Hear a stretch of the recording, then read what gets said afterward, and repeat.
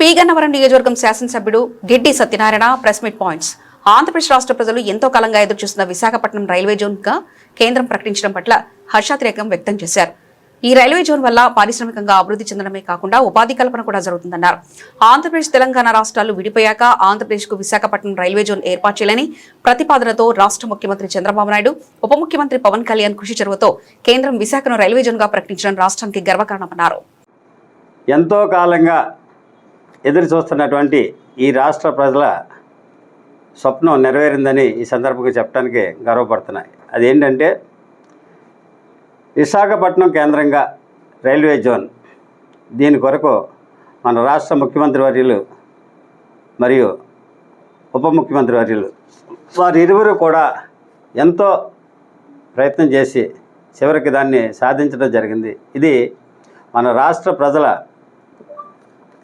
విజయంగా భావించాలని చెప్తున్నా. ఎందుకనంటే ఈ రాష్ట్రంలో అంటే ఆంధ్రప్రదేశ్ తెలంగాణ ఇడిపోయిన తర్వాత ఏ విధమైనటువంటి ఆధారం లేనటువంటి రాష్ట్రంగా ఏర్పడటం జరిగింది. ఆ క్రమంలో మన రాష్ట్ర ముఖ్యమంత్రి వర్యులు చంద్రబాబు నాయుడు గారు ప్రత్యేకించి ఈ రైల్వే జోన్ గురించి ప్రయత్నం చేయడం జరిగింది. దానిలో ఈ రాష్ట్ర ఉప ముఖ్యమంత్రి వర్యులు కేంద్రంతో సహకారం అంటే వాళ్ళ యొక్క కోఆపరేషన్ తీసుకుని వాళ్ళతో మాట్లాడి ఇది ఈ రాష్ట్ర ప్రజలకి ఒక గొప్ప వరంగా తీసుకురావడం జరిగింది. దీని యొక్క ప్రయోజనం ఏంటంటే ట్రాన్స్పోర్టేషన్ విషయంలో కానీ, డెవలప్మెంట్ విషయంలో కానీ, అదేవిధంగా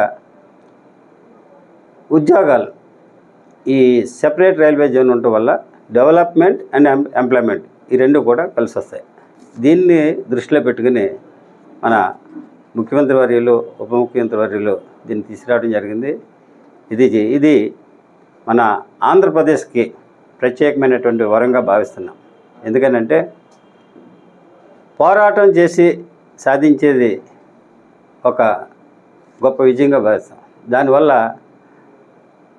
ప్రయోజనం పొందేటువంటి వ్యక్తులందరూ కూడా ఎంతో గర్వంగా దాన్ని అనుభవిస్తారని ఈ సందర్భంగా తెలియజేసుకుంటూ, మరి ఈ రాష్ట్రానికే ప్రత్యేకమైనటువంటి రైల్వే జోన్ తీసుకొచ్చినటువంటి మన కూటమి ప్రభుత్వానికి ప్రత్యేకమైనటువంటి అభినందనలు తెలియజేసుకుంటూ థ్యాంక్ యూ వెరీ మచ్.